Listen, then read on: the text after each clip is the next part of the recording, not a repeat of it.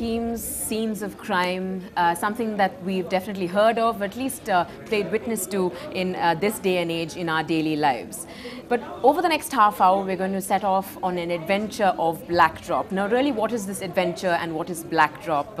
And to give us a clearer perspective, what better than to speak to the author, or rather the person, the gentleman joining me today who's literally coined this very title. Right. And so, really, an adventure, or rather a Sherlock Holmes adventure. Right. Quite daring, I must say. What would come to your mind when somebody asks you that particular question?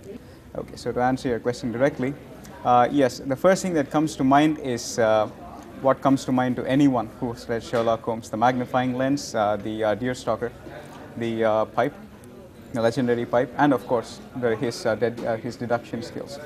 All right, but however, it is Sir Arthur Conan Doyle's work of art, literally, that many people would call. Right. And now, would you say that this is an inspiration from him, that he inspires you to go ahead and go along with this daring feat, really, to accomplish? Or would you say that it's an inspiration from your father, like how you've mentioned a little earlier? Well, the answer is twofold, actually. As my bio reads on the book, I would like to pay tribute to my father, who is a veteran police officer. Because it is people like him who evolved all these skills over the years, and of course our Sir Arthur Conan Doyle. Now, coming to Sir Arthur Conan Doyle, I feel that we really can't speak about two different people. Sir Arthur Conan Doyle and Sherlock Holmes are one and the same, because in my opinion, Sir Arthur Conan Doyle actually framed Sherlock Holmes based upon his mentor, Professor, I'm sorry, I'm not able to recollect the name off the top of my head, but he was a medical professor who was able to diagnose all the smallest and most insignificant symptoms into a disease that could be cured later. Information is wealth, yes. So, speaking of Sir Arthur Conan Doyle or Sherlock Holmes, I would definitely say that it was Sherlock Holmes who inspired me to pay homage to Sir Arthur Conan Doyle. All right, now speaking of Sir Arthur Conan Doyle, really, what kind of a representation is this of his work, of the fact that it's Sherlock Holmes, a character that it's renowned all around the world for many, many years, many generations, truly.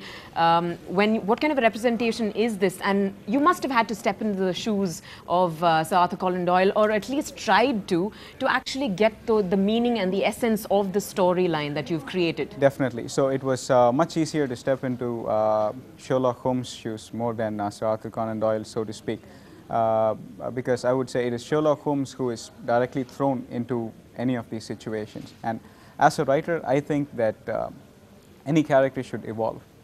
So you throw a character into a situation and we see the character reacting to the events. That is how I prefer to write, rather than the character reinforcing the event, so to speak. So to answer your question, it is Sherlock Holmes who has actually inspired me, and of course, by representation, I have done absolutely nothing to alter Sherlock Holmes or Sir Arthur Conan Doyle's perspective of Sherlock Holmes. However, as I had mentioned in my speech earlier, Sir Arthur Conan Doyle merely hinted at the weaknesses he created in his legend. However, I intended to explore them, because beyond any image, beyond any legend, is always a man, and every man has a story. And what I would like to show is what I think the story is. All right. Now, speaking of the story itself, right, and the man that you're referring to, right, apart from Sherlock Holmes, I did notice there was Professor Moriarty and also an Indian character sort of interlaced in all of this. Could you explain to us really the two most interesting characters apart from Sherlock Holmes? I'm sure you can't put him aside. Well, like I told you earlier, I personally like the darker side of life. Yes, in the sense, not too dark, not too dark.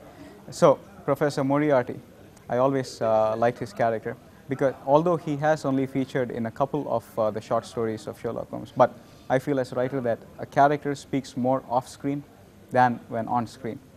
So Professor Moriarty, definitely. The other character that really inspires me is, I don't want to give any spoilers, so I would skip that part.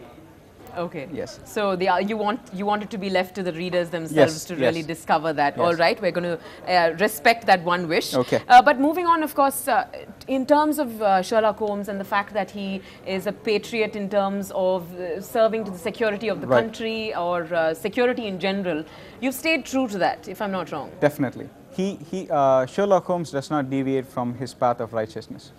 He does not. Does not deviate from, okay, that's quite a strong quote. But really, in terms of quotes, what's your favorite quote that you have used? And in terms of general speech of Sherlock Holmes or any other character in comparison to the original? Well, to start with, I would like to make clear that I have used 4 of Sir Arthur Conan Doyle's quotes in this book. And one of them, and one of the most favorite, is that the safest plotter is always the one who plots alone. And that can be applied to any real life situation given to us. My favorite quote, which I used myself, is a Latin one, and it reads, "Parturient montes nascetur ridiculus mos." It means mountains are in labor in the sense pregnancy, and mere mice are born. This reflects a personal connection that I find with Sherlock Holmes is his one fear, and that is a fear of mediocrity itself, that all his work might amount to nothing in the end. All right, quite strong words from you Right. there. Truly inspired by a lot of things surrounding Sir Arthur Conan Doyle and his work. But what I did stumble upon, as you've just flipped through the first 2 pages, Right. is this two lines really at the bottom of this page. "The man is nothing, the work is everything." Right. That is by Sir Arthur Conan Doyle. Well, it is originally by Gustav Flaubert. And quoted again by him. Sir So Arthur Conan therefore, Doyle. It's a the requote. my man is everything, the work is my man. What does that really represent, and how did you come Well, about? I wanted to have a sort of a double entendre there, sort of a vague thing, so it is up for grabs. Anyone can interpret it anyway. For the acknowledgement, what I actually wanted to say was to thank my mother. She has been a homemaker, and a part of being a homemaker is not just sitting at home and cooking, yes, but it is also supporting the husband and molding the children. So that is what I meant by the man in that second phrase is my dad. Your father. Yes. And also to really throw light on that subject, really, his father is, of course, an IPS officer, Right. renowned name, really, Yes. in the city of Chennai, and also a significant part of the police force in general. So therefore, a huge representation, really, a huge connection personally, and also now turned into a professional side as well. The fact that it's converted into this book, really. So Right. on that note, we are going to go into a short break here on Off the Record. So do come back to find out more about this huge adventure of Black Drop.